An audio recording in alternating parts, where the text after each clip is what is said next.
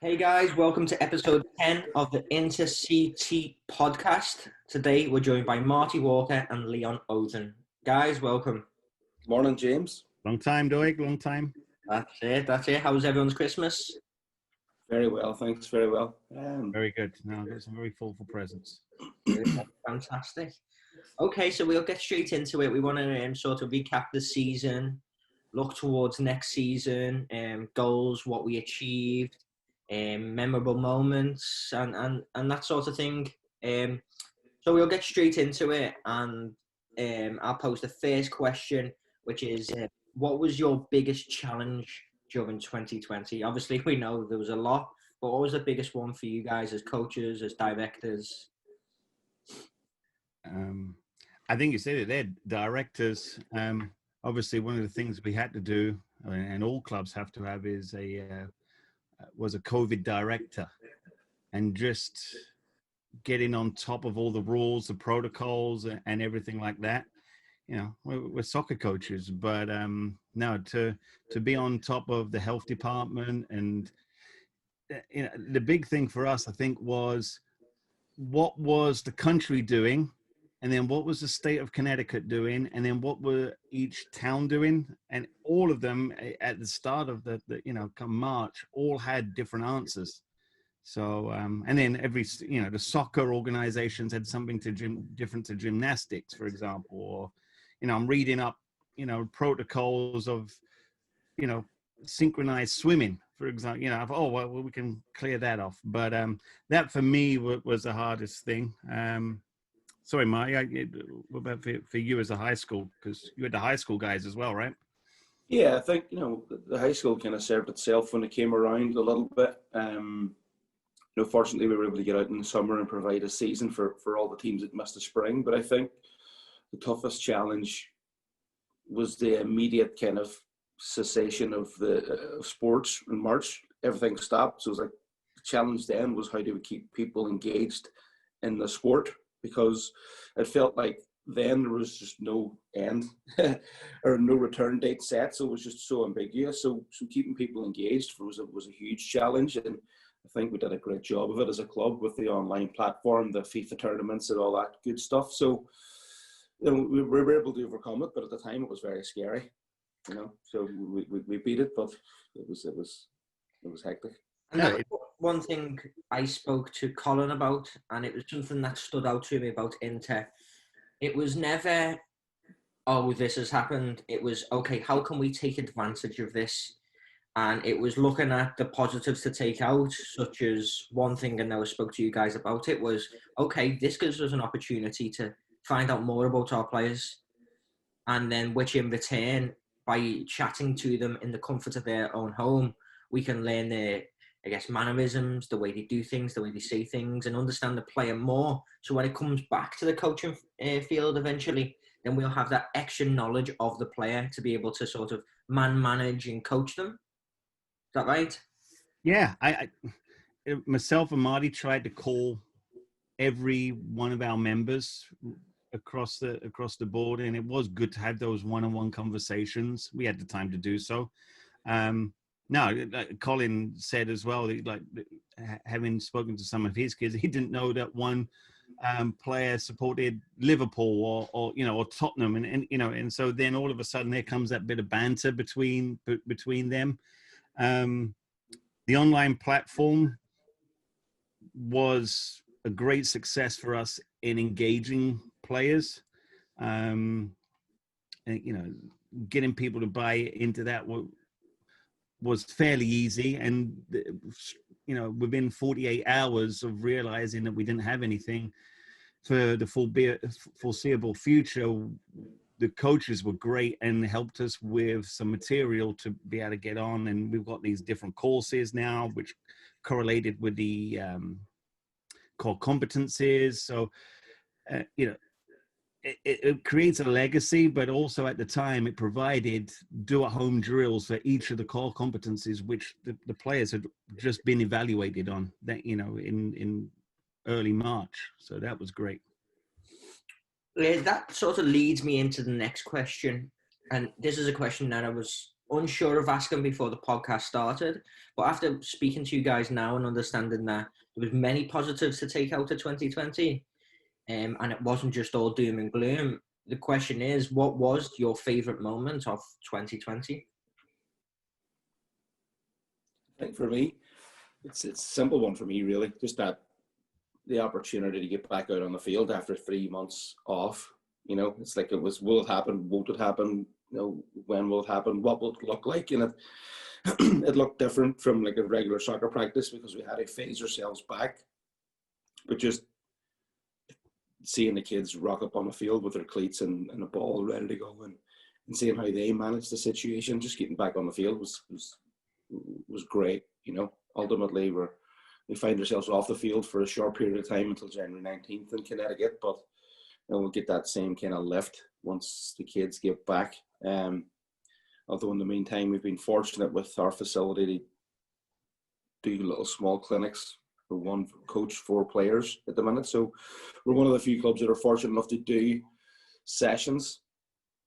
But getting the teams back together now will be that big lift in the start of 2021. I think for me is just coaching the girls team that I've got. It's been a while since I've seen some of those players, and it was great to see them come back. I coached a couple of them when they were doing the tiny toffees, as they were the adventure stock when they were 3 and 4. And it's great to see them now at, you know, the age 9, still like come back to our program. And for me, gelling, we've got girls there from 2 or 3 different towns, and just gelling them all together has been fantastic. And they wrap me around their little fingers, get me dressed up as in all sorts of costumes and doing city dances and whatnot, which ultimately what Marty says is that, you know, after doing all the Zoom classes and being stuck at home, just to be involved in the enthusiasm of the girls there, just with city dances, and, you know, it's our mantra, right? Love the game. And if loving the game is being part of that fun, then that's what it's all about, I think. Mm-hmm. I think that was key as well, especially, I'm sure, for all us growing up. It was what your mum always used to say, well, if you're smiling and having fun, then do it. If you're not, then it's time to stop. So I think it's important that we always play with a smile. So on the flip side, other than the obvious, what was the biggest disappointment of 2020? It can be as minute or as big as you want. Let's not go too deep into this one. No, you know, we've got to take things into context, really. You know, we spoke to some families that have been in some bad situations, and you know, without, like I said, without going into details, been in tears, talking to some people and whatnot, you know, hearing some stuff. But for me, you know, we had just a bit of a background. You know, we normally go to a tournament. This is with the pre-high school guys. We normally go to a tournament in Poughkeepsie. We couldn't travel out of state. So, you know, with the work of all the staff and lots of volunteers looking to help, we were ready to run our own in-house tournament on Columbus Day weekend. And you know, we were all set to go, really pleased. The fields looked good, little 5v5 fields. We had all the teams done and T-shirts made and people ready to come. And we had to cancel at like literally 9 o'clock the night before because of a suspected case. I got to tell you, the person that called me was fantastic. I admire the honesty.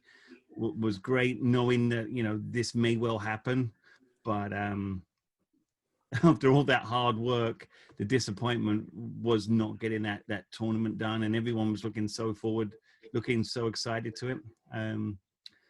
But with that said, it ended up being a false positive, so which is good news, you know. But that was for me. I don't know about yourself, Marty. Oh, it's an easy one for me. That it's really kind of the empathy and sympathy I have for my high school players in their college recruitment journey and how COVID has affected that. That's been the biggest disappointment. A lot of players still in limbo, and fortunately some players have been able to kind of still go through the process, but how it's affected that journey for them, and seeing their struggles. It's always a struggle to be recruited, but more so this year. That's been disappointing to see kind of that stall for them. I'm sure eventually they'll all end up on a good path and playing collegiate soccer because they can. But for right now, it's that's been easily for me the biggest disappointment. Right. Okay, so we spoke about the happiest moments. We spoke about the moment we were most disappointed through this season in 2020. What was the most memorable moment? And obviously this can be good or bad or any form. What really stood out to you guys? Well, for me, and I think we touched on it before, it was, the season was up and running. And it was some of the older boys, actually, the 13s, 14s, and I had nothing to do with them. I was on the field next to them. It was just at the court, like the coach was setting something up or whatever. Coach Anthony, I think it was setting something up. And the boys were kind of, they put their bags in separate places, and all of a sudden they were just in a spontaneous was singing happy birthday to a kid whose birthday it was. I don't know if it's something that they'd talked about before, but it was just the spontaneous chant of happy birthday. And I thought to myself, well, these are kids being kids, and like they sound happy, and they were laughing and joking.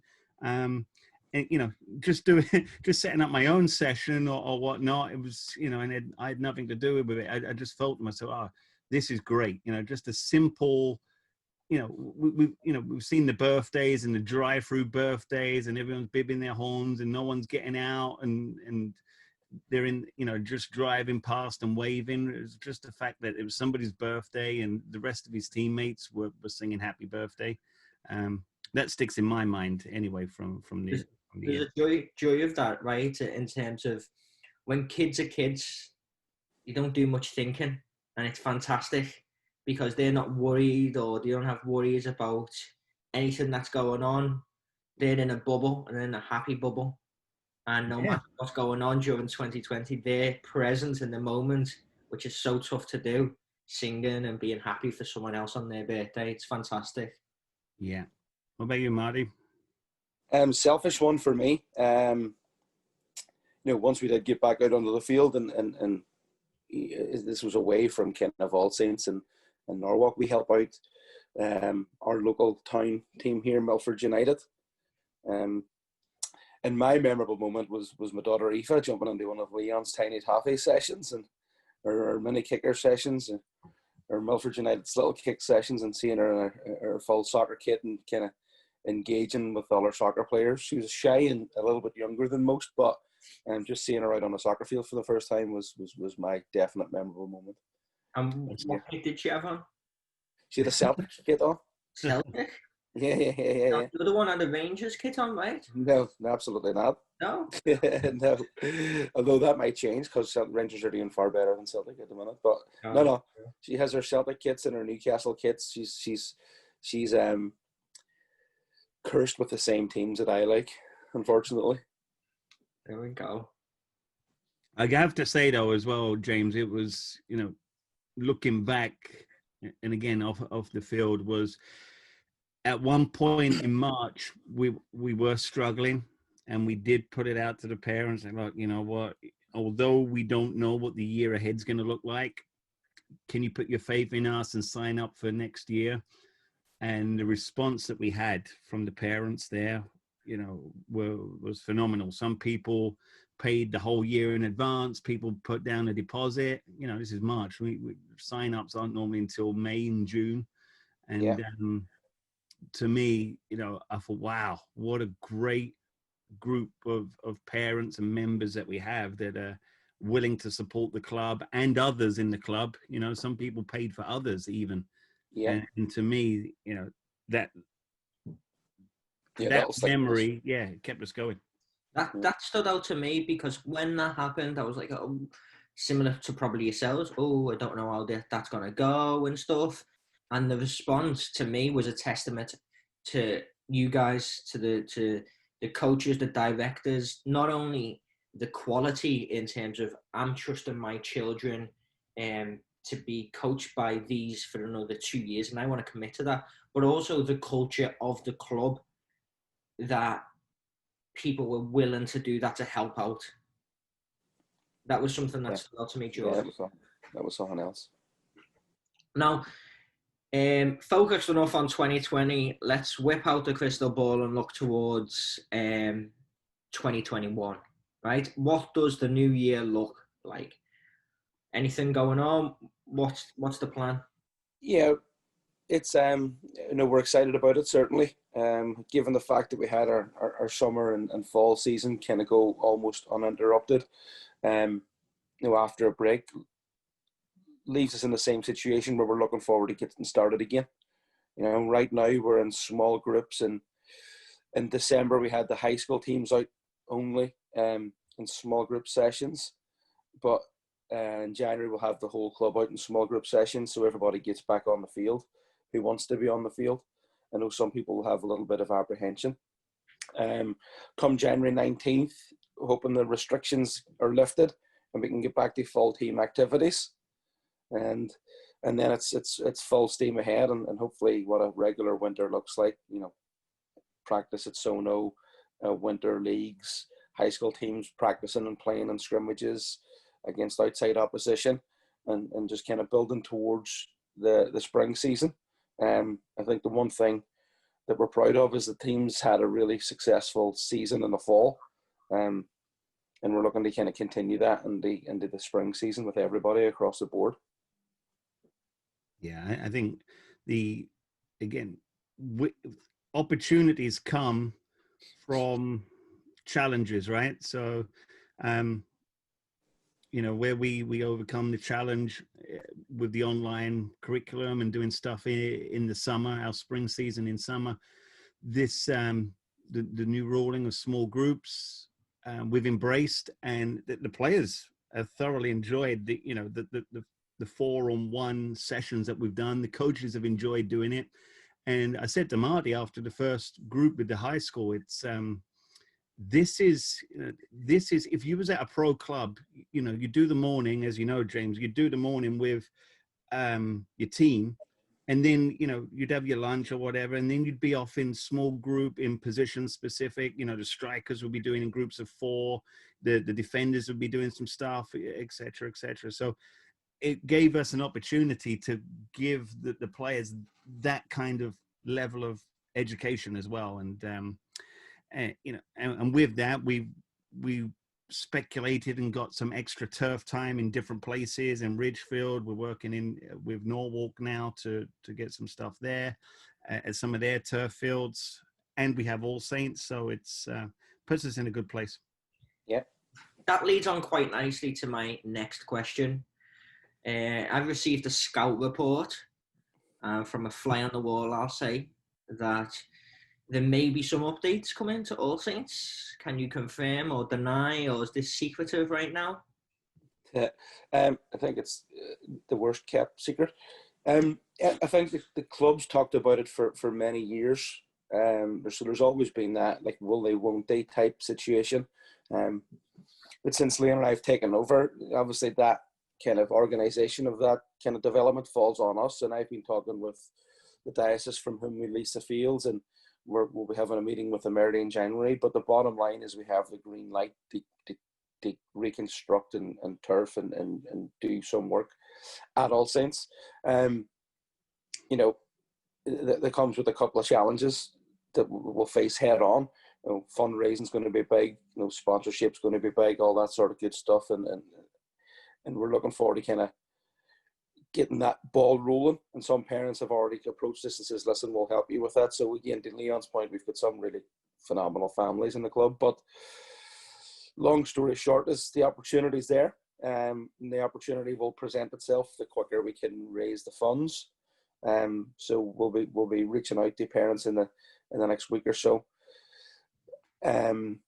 with some more information and specifics, as well as like deadlines and kind of getting the ball rolling. They start the fundraising process. We'd love to have it done and dusted, within the year. But coming off the back of COVID year, funds are tight and whatever. It might be a challenge, but we'll see what we can do. I'm correct in saying that you guys are not just waiting for that, right? You're also making movements towards better facilities right now. Recent signing once again. Is that correct? Yeah, Christmas present for our groundskeeper. He's been on at us ever since we took over about a new lawn mower. He's been patching up the other one, and you're learning about COVID. You're learning, like last year, about Triple E and mosquitoes.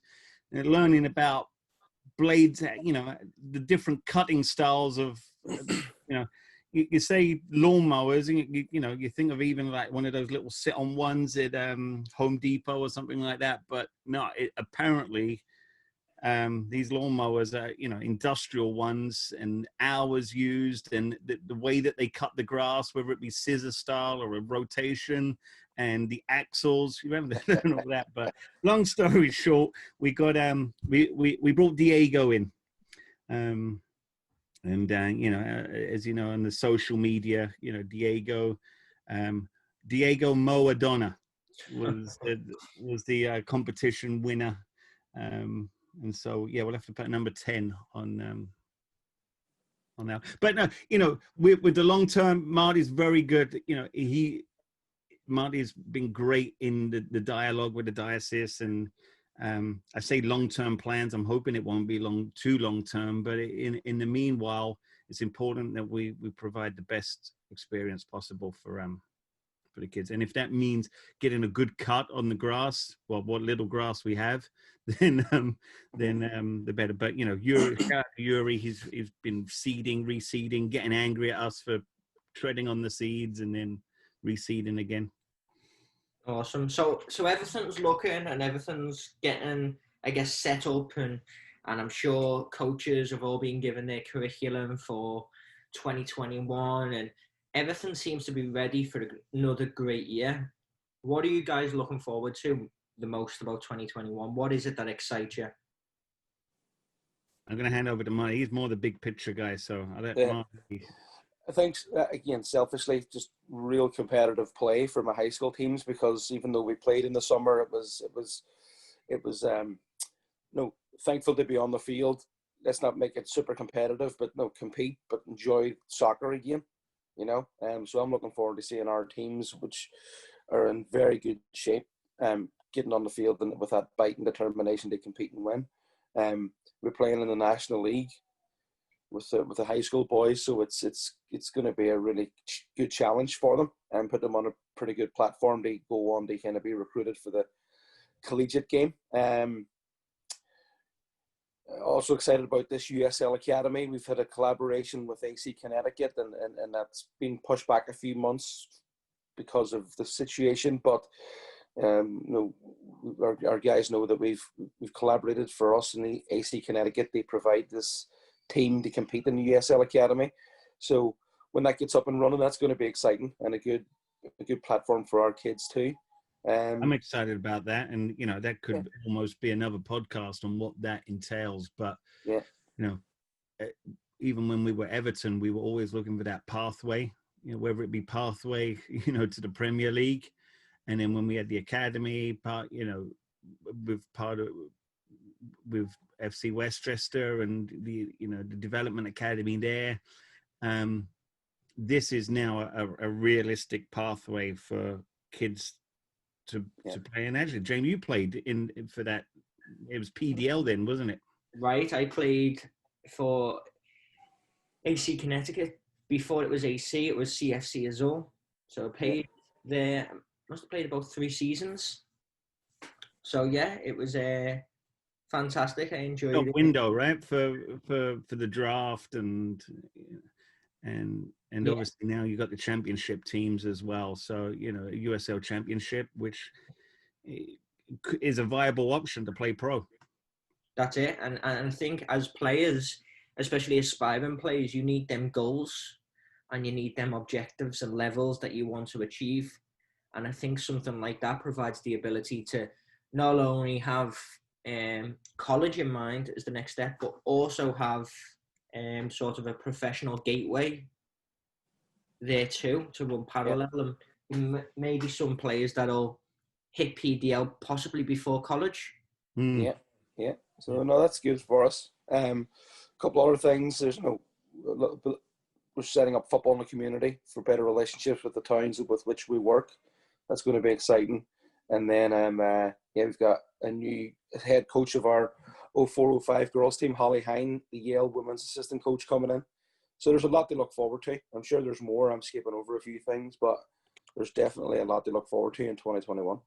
Well, I think the growth of the girls program is certainly, we're seeing more and more female players come to us now, and it's the getting the likes of Holly in. Coach Ashley has done a phenomenal job with the girls that she's got. We've got the females now at the younger level with Coach Alyssa, bringing in those players. We had Illyri from Fordham come in and do a girls only camp. We had Freya Coombe, one of our alumni, who's now a pro, the coach of Sky Blue, come into our tryouts. It's we're putting a lot of effort into our female program, and we're starting to see that. Nicole Carroll, who is coming and work with our goalkeepers. Good to have a female coach working with goalkeepers. So yeah, it's been our female staff growth has been ridiculous. That's something great. I think we need to have a podcast on. Is because it seems to be that you guys are bringing a lot of talent and a lot of coaches to Inter to really focus on the girls program. Yeah, I think it's been a long time coming. I think finally from that, James, is what I'm looking forward to now is the work that we've done off of the field for the education of the players can now be carried on. This online platform. And I talked about it before about being that pro style or college style. It's, the players have now got tactical awareness as part of their stuff. They've now got the physical elements, our partnership with Sports Performance U now with specialist people helping on the physical side. When you're at college, you're doing the weights lifting 2-3 times a week. You're having to learn more tactical elements. We've now got that in place, which I'm excited about for 2021. Yeah. Awesome. It looks like everything's all set up for a great 2021. Okay, guys, to wrap up, obviously we'll have a lot of parents listening to this. A lot of parents will be questioning what's going to happen. A lot of questions about the new year. Do you have a message to parents listening? Yeah, I think it's, first of all, thank you for your support for 2020. Hopefully we've provided you with a platform for continued learning that you've enjoyed and you've engaged in. And let's get ready for getting back on field. It's really short, sweet, and simple. Thank you, and let's go. It's I'm just excited to get going again, and we are very thankful for parents and players. Right, the parents have been very supportive, but the players have been very engaged.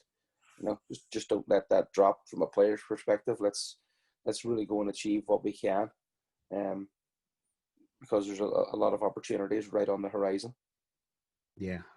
Again, thank you to the support right from the first people that have signed up for this coming year to the people that have said they're willing to volunteer and help with other elements, future projects and whatnot. I've really been thankful for the relationships that I've gained to these parents just because of this and engaging with those people. But my message really is just embrace the new part of soccer, whether it be now education online and learning, whether it be small group clinics. Everything that we're trying to do is part of your soccer development. And just because it's not on your field, playing games that, you know, in practice or whatnot, it doesn't mean it's not part of your education. And you know, really preaching here, but you know, what this has taught us is you can learn in different ways. And whether it be a webinar through Marty, or whether it be, you know, fitness, your own personal fitness program, or whether it be the technical stuff, it's all part of your soccer education. And a lot of things are going to be different in 2021 and moving forward. And I'm glad to embrace the change and challenge and show education in a new form. Yeah, I think that ultimately will be the best thing to come out of it all. You know, it will now challenge us, and it shows us that we can provide that learning platform for players that they need it, right? The players need that tactical stuff on top of the on-field group stuff. They need to have their own like little disciplined home workouts, you know, to make themselves just more rounded, better soccer players. I think ultimately, as we get back onto the field, and the variance of learning will make for better players in the short, medium, and long term. Mm-hmm. And that'll be something. The last thing I'll say on that is that was something I was super impressed with, was how when all this happened, the club with the learning resources was super proactive rather than reactive. It was all set up and ready to go before anything happened. Before, as soon as there was COVID whispers and break whispers, it was straight away, let's get this ready just in case it happens. And obviously when the pause in play came, everyone was ready to go. Yeah, well, I credit goes to Leon there, because it's something that he's been passionate about for years, you know, and has spent years putting the online curriculum together, you know. So that's where we were most fortunate, and probably what as a club we're most thankful for is that preparation he put into it. So we just hit the ground running straight away, and we're lucky for it. Great stuff. Okay, so to close out, do we have any final remarks, Leon? Just to say thank you to you, James, really, because, you know, it's easy. You know, we've got great full-time staff that have helped with that online platform that you said, but the online presence that we've had, and people have noticed it and said, wow, you know, even when things have been quiet, you guys have really, you know, the online presence has been great. So, and I know you're responsible for that with Social Scousers, so podcasts, etc. Really grateful for everything that you've been doing there, James. Thank you. Yeah. Marty, do you want to beat them? Yeah, no, James, that was great. Thanks for everything. Your support this year's helped us a lot. And just, yeah, happy holidays, happy new year. Look forward to 2021. There we go. Awesome. Okay, well, thanks, guys. That was episode 10 of the Interview Podcast. Thank you for joining me. Here's to a fantastic 2021 and happy holidays. Yeah, happy new year.